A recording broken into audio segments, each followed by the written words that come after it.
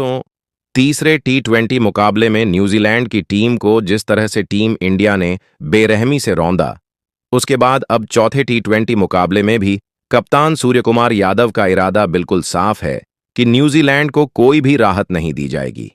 जीत के बावजूद कप्तान ने ऐसा मास्टर स्ट्रोक खेला है जिसने न्यूजीलैंड के खेमे में डर और घबराहट का माहौल पैदा कर दिया है। जी हां दोस्तों, चौथे टी20 मुकाबले में न्यूजीलैंड को हराकर 4-0 से सीरीज अपने नाम करने के लिए कप्तान सूर्यकुमार यादव ने अपनी प्लेइंग 11 में एक नहीं बल्कि पूरे 4 बड़े और चौंकाने वाले बदलाव कर डाले हैं। यह फैसला इसलिए भी खतरनाक माना जा रहा है क्योंकि भारतीय टीम पहले ही इस टी20 सीरीज को अपने नाम कर चुकी है। इसके बावजूद कप्तान ने प्रयोग करने से बिल्कुल भी परहेज नहीं किया। दोस्तों, यह बात किसी से छुपी नहीं है कि अब टीम इंडिया की नजर सीधे टी20 वर्ल्ड कप 2026 पर टिकी हुई है। इसी को ध्यान में रखते हुए कप्तान सूर्यकुमार यादव ने कुछ सीनियर खिलाड़ियों को आराम देकर बेंच पर बैठे खिलाड़ियों को मौका दिया है। कप्तान का साफ संदेश है कि टीम में जगह पक्की नहीं है, जो खेलेगा वही टिकेगा। चौथे टी20 मुकाबले के लिए घोषित की गई प्लेइंग 11 पूरी तरह संतुलित, आक्रामक और बेहद खतरनाक नजर आ रही है। बल्लेबाजी में विस्फोटक ओपनर और मजबूत मिडिल ऑर्डर है, वहीं गेंदबाजी में तेज और स्पिन का घातक कॉम्बिनेशन मौजूद है। न्यूजीलैंड पहले ही दबाव में है और ऐसे में यह मुकाबला उनके लिए और भी मुश्किल साबित हो सकता है। तो दोस्तों, अब सबसे बड़ा सवाल यही है कि आखिर चौथे टी20 मुकाबले में भारतीय टीम की प्लेइंग 11 कैसी होगी और किन खिलाड़ियों को मौका दिया गया है। कप्तान सूर्यकुमार यादव ने इस मुकाबले के लिए जिस टीम संयोजन को चुना है, वह साफ तौर पर यह दिखाता है कि अब टीम इंडिया सिर्फ जीत नहीं बल्कि भविष्य की तैयारी भी कर रही है। अगर आप यह जानना चाहते हैं कि चौथा टी20 मुकाबला कब खेला जाएगा, कहां खेला जाएगा और आप इसे लाइव कहां देख सकते हैं, तो यहां आपको इसकी पूरी और सटीक जानकारी मिल जाएगी। भारत और न्यूजीलैंड के बीच चौथा टी20 मुकाबला 28 जनवरी को खेला जाएगा। यह मैच भारतीय समय के अनुसार शाम 7 बजे शुरू होगा, जिससे फैंस को प्राइम टाइम में रोमांचक मुकाबला देखने का मौका मिलेगा। मोबाइल या ऑनलाइन प्लेटफॉर्म पर मैच देखने वाले दर्शकों के लिए यह मुकाबला जियो हॉटस्टार ऐप पर लाइव स्ट्रीम किया जाएगा। मैच देखने के लिए आपके पास एक्टिव इंटरनेट कनेक्शन और जियो हॉटस्टार की वैध सदस्यता होनी जरूरी होगी। यहां लाइव मैच के साथ साथ प्री शो, एक्सपर्ट एनालिसिस और मैच के बाद के हाइलाइट्स भी उपलब्ध रहेंगे। वहीं जो दर्शक टीवी पर मैच देखना पसंद करते हैं, उनके लिए चौथे टी20 मुकाबले का live telecast star sports network के अलग अलग चैनलों पर किया जाएगा। स्टार स्पोर्ट्स पर हिंदी और अंग्रेजी दोनों भाषाओं में कमेंट्री का विकल्प मौजूद रहेगा, ताकि दर्शक अपनी पसंद के अनुसार मैच का आनंद ले सकें। यह मुकाबला रोमांच, प्रतिस्पर्धा और शानदार क्रिकेट से भरपूर रहने वाला है। दोस्तों, अब बात करते हैं भारत और न्यूजीलैंड के बीच खेले जाने वाले चौथे टी20 मुकाबले की पिच रिपोर्ट की, जो इस मैच के रोमांच को काफी हद तक तय करने वाली है। यह मुकाबला विशाखापट्टनम क्रिकेट स्टेडियम की पिच पर खेला जाएगा, जिसे आमतौर पर संतुलित पिच माना जाता है। इस मैदान पर बल्लेबाजों और गेंदबाजों दोनों को मदद मिलती है, लेकिन मैच आगे बढ़ने के साथ पिच का व्यवहार बदलता हुआ नजर आता है। शुरुआती ओवरों में तेज गेंदबाजों को हल्की स्विंग और सीम मूवमेंट देखने को मिल सकती है, खासकर नई गेंद से। वहीं जैसे जैसे मैच आगे बढ़ता है, पिच बल्लेबाजी के लिए बेहतर होती जाती है और स्ट्रोक खेलना आसान हो जाता है। यही वजह है कि इस मैदान पर टी20 मुकाबलों में पहली पारी का औसत स्कोर करीब 160 से 170 रनों के आसपास देखा गया है। दिलचस्प बात यह है कि इस स्टेडियम में खेले गए ज्यादातर टी20 मुकाबलों में लक्ष्य का पीछा करने वाली टीमों को थोड़ी बढ़त मिली है, क्योंकि शाम के समय ओस का असर देखने को मिलता है। स्पिन गेंदबाजों की बात करें तो उन्हें बीच के ओवरों में टर्न और ग्रिप मिलती है, जिससे वे रन गति पर ब्रेक लगाने में अहम भूमिका निभाते हैं। कुल मिलाकर यह पिच एक हाई स्कोरिंग लेकिन संतुलित मुकाबले का संकेत देती है, जहां सही रणनीति और परिस्थितियों के अनुसार खेलने वाली टीम को जीत का फायदा मिल सकता है। तो चलिए दोस्तों, अब विस्तार से जानते हैं कि चौथे T20 मुकाबले के लिए कप्तान सूर्य कुमार यादव ने अपनी प्लेइंग 11 में किन खतरनाक खिलाड़ियों को शामिल किया है। सबसे पहले बात करते हैं ओपनिंग जोड़ी की, जहां एक बार फिर टीम इंडिया को विस्फोटक शुरुआत दिलाने की जिम्मेदारी अभिषेक शर्मा के कंधों पर सौंपी गई है। कप्तान ने उन्हें पहले ओपनर बल्लेबाज के रूप में प्लेइंग 11 में बरकरार रखा है और इसकी वजह हालिया प्रदर्शन ही है। अभिषेक शर्मा ने इस T20 सीरीज में यह साबित कर दिया है कि वह मौजूदा समय में भारतीय टीम के सबसे आक्रामक सलामी बल्लेबाजों में से एक हैं। दूसरे T20 मुकाबले में उन्होंने न्यूजीलैंड के गेंदबाजों के खिलाफ जिस तरह की बल्लेबाजी की, उसने मैच का रुख पूरी तरह बदल दिया।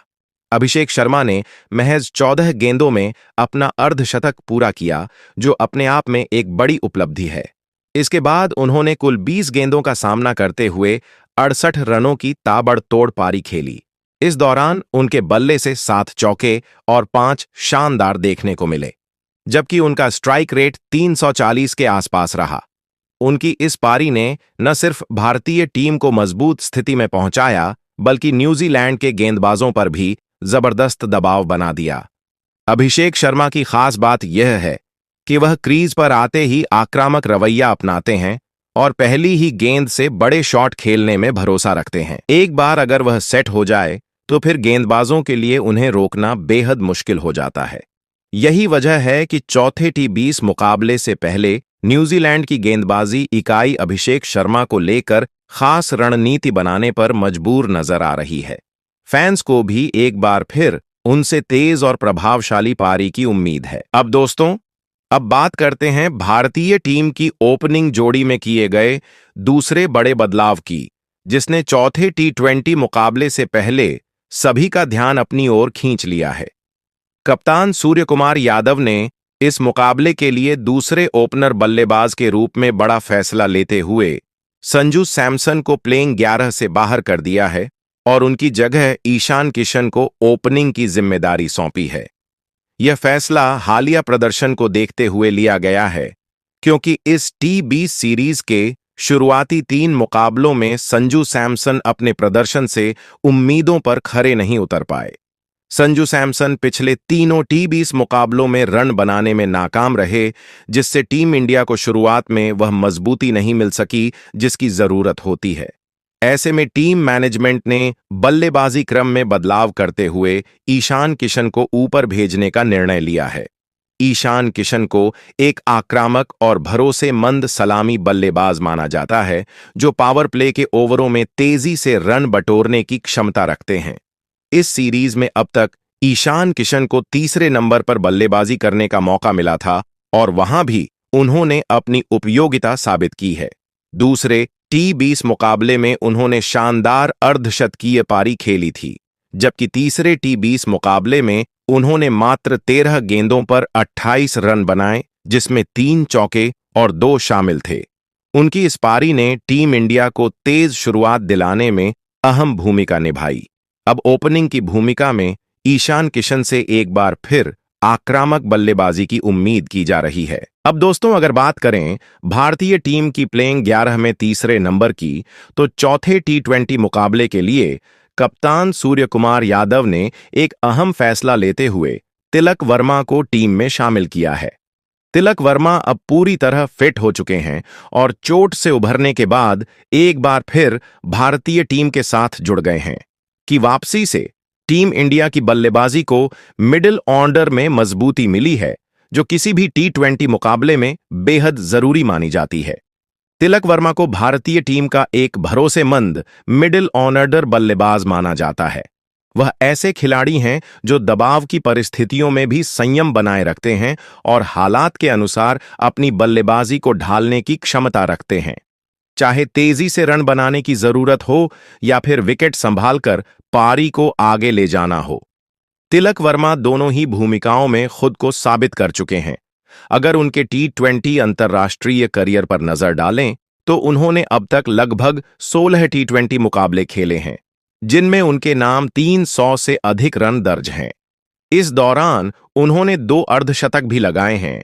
और उनका स्ट्राइक रेट भी संतुलित और प्रभावशाली रहा है। खास बात यह है कि उन्होंने ज्यादातर पारियां मिडिल ऑर्डर में खेलते हुए टीम को मुश्किल हालात से बाहर निकाला है। चौथे T20 मुकाबले में तिलक वर्मा से एक बार फिर यही उम्मीद होगी कि वह मिडिल ऑर्डर में पारी को स्थिरता दें और जरूरत पड़ने पर आक्रामक बल्लेबाजी करते हुए टीम इंडिया को मजबूत स्थिति में पहुंचाएं। उनकी मौजूदगी भारतीय टीम के बल्लेबाजी क्रम को और ज्यादा संतुलित बनाती है। अब दोस्तों, अगर भारतीय टीम की प्लेइंग 11 में चौथे नंबर की बात करें तो इस स्थान पर खुद कप्तान सूर्य कुमार यादव बल्लेबाजी करते हुए नजर आते हैं। सूर्य कुमार यादव भारतीय T20 टीम की रीढ़ माने जाते हैं और उनकी मौजूदगी से बल्लेबाजी क्रम को अलग ही मजबूती मिलती है।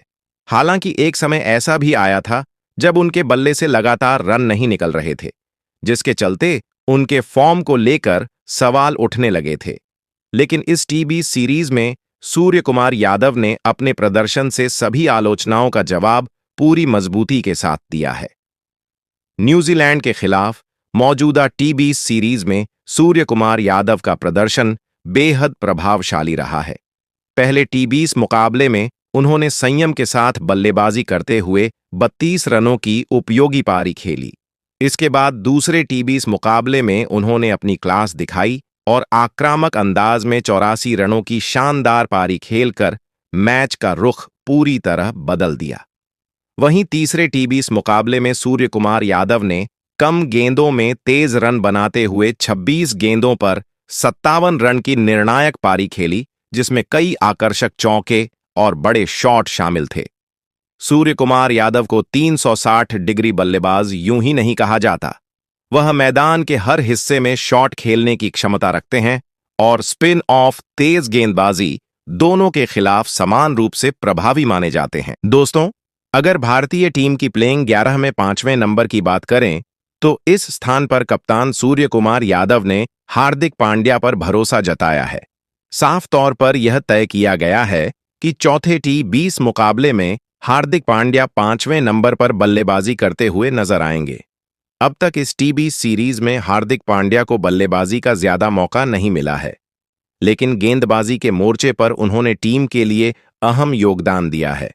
मौजूदा T20 सीरीज में हार्दिक पांड्या ने अपनी तेज और सटीक गेंदबाजी से विपक्षी बल्लेबाजों को परेशान किया है। तीसरे T20 मुकाबले में उन्होंने किफायती गेंदबाजी करते हुए 2 महत्वपूर्ण विकेट हासिल किए थे, जिससे न्यूजीलैंड की पारी की गति पर लगाम लगी। हार्दिक पांड्या नई गेंद और डेथ ओवर्स दोनों में उपयोगी साबित होते हैं। यही वजह है कि टीम मैनेजमेंट उन्हें एक पूरा ऑलराउंड पैकेज मानता है।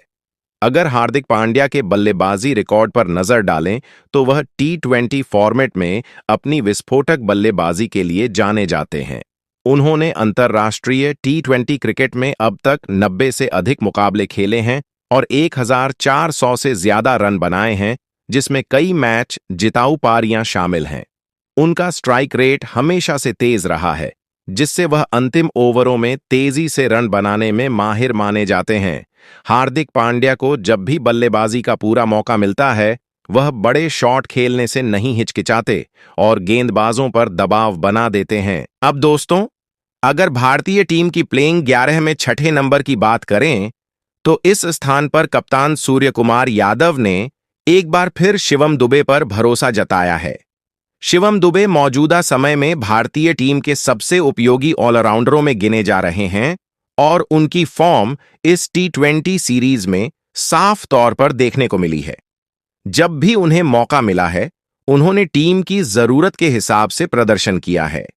इस T20 सीरीज में शिवम दुबे को बल्लेबाजी के लिए ज्यादा देर क्रीज पर रहने का अवसर भले ही नहीं मिला हो, लेकिन जब भी वह मैदान पर उतरे, उन्होंने आत्मविश्वास के साथ शॉट खेले और रन गति को बनाए रखा।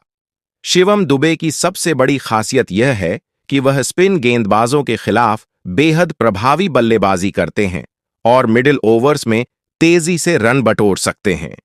गेंदबाजी के मोर्चे पर भी शिवम दुबे ने भारतीय टीम को अहम मौकों पर सफलता दिलाई है।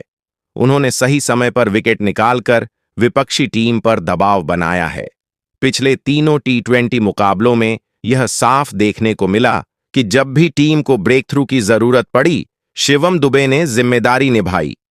अगर शिवम दुबे के T20 करियर आंकड़ों पर नजर डालें तो उन्होंने अंतर्राष्ट्रीय T20 क्रिकेट में 25 से अधिक मुकाबले खेले हैं और बल्लेबाजी के साथ साथ नियमित रूप से विकेट भी चटका। वहीं दोस्तों, इनके बाद 7वें नंबर की बात करें तो दोस्तों, 7वें नंबर पर कप्तान सूर्य कुमार यादव ने फिनिशर बल्लेबाज के तौर पर रिंकू सिंह को अपने प्लेइंग 11 में शामिल किया है। हालांकि दोस्तों, रिंकू सिंह को प्लेइंग 11 में तो खेलने का मौका मिल रहा है, लेकिन बल्लेबाजी का मौका ही नहीं मिल पा रहा है। पहले T20 मुकाबले में ही रिंकू सिंह को बल्लेबाजी करने का मौका मिला था, जहां पर रिंकू सिंह ने 44 रनों की गेम चेंजर पारी खेलकर यह बतला दिया कि क्यों उन्हें T20 का सबसे बेहतरीन घातक बल्लेबाज माना जाता है। लेकिन दोस्तों, पिछले दोनों ही T20 मुकाबलों में रिंकू सिंह को बल्लेबाजी करने का मौका नहीं मिला है। लेकिन दोस्तों, हम सभी जानते हैं कि जब जब रिंकू सिंह को बल्लेबाजी करने का मौका मिलता है, रिंकू सिंह न सिर्फ अपने बल्ले से शानदार प्रदर्शन करते हैं, बल्कि भारतीय टीम के लिए एक लंबी और गेम चेंजर पारी खेलकर भारतीय टीम को जीत दिलाने में अपना सबसे बड़ा योगदान देते हैं। आपको बता दें कि अब तक रिंकू सिंह भारतीय टीम के लिए T20 फॉर्मेट में टोटल 37 T20 मुकाबले खेले हैं और उन 37 T20 मुकाबलों की 26 पारियों में बल्लेबाजी करते हुए 168 की स्ट्राइक रेट के साथ 594 रन बना चुके हैं। इतना ही नहीं दोस्तों, रिंकू सिंह दबाव वाले मुकाबलों में शांत दिमाग से खेलते हैं और आखिरी ओवरों में बड़े बड़े शॉट्स लगाने की काबिलियत रखते हैं। ऐसे में दोस्तों, अगर रिंकू सिंह को तीसरे या चौथे T20 में बल्लेबाजी करने का मौका मिलता है, तो फिर रिंकू सिंह के बल्ले से तूफान देखने को मिलेगा। दोस्तों, इनके बाद 8वें नंबर की बात करें तो दोस्तों, 8वें नंबर पर कप्तान सूर्य कुमार यादव ने एक बड़ा बदलाव कर दिया है और हर्षित राणा को अपने प्लेइंग 11 से आराम देकर हर्षित राणा के स्थान पर एक बार फिर से हर्षदीप सिंह को अपने प्लेइंग 11 में शामिल किया है। कप्तान का यह फैसला टीम संयोजन और गेंदबाजी संतुलन को और ज्यादा मजबूत बनाने के उद्देश्य से लिया गया है। माना जा रहा है कि हर्षदीप सिंह की स्विंग और नई गेंद से विकेट लेने की क्षमता टीम के लिए काफी फायदेमंद साबित हो सकती है।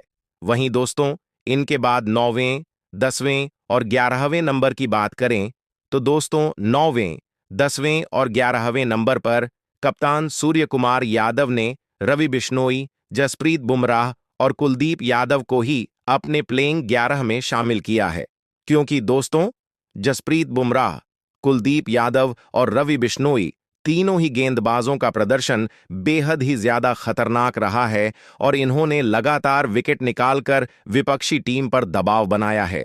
इसीलिए दोस्तों, यह तीनों ही गेंदबाज चौथे T20 मुकाबले में भी खेलते हुए नजर आएंगे और न्यूजीलैंड की बल्लेबाजी लाइनअप के लिए एक बड़ी चुनौती साबित हो सकते हैं। इसके साथ ही यह गेंदबाजी आक्रमण पावर प्ले से लेकर डेथ ओवर्स तक विपक्षी टीम को खुलकर खेलने का मौका नहीं देगा। तो दोस्तों, यह थी भारतीय टीम की फाइनल प्लेइंग 11, जो चौथे T20 मुकाबले में जीत दर्ज करने के इरादे से मैदान पर उतरेगी और सीरीज को शानदार अंदाज में खत्म करना चाहेगी।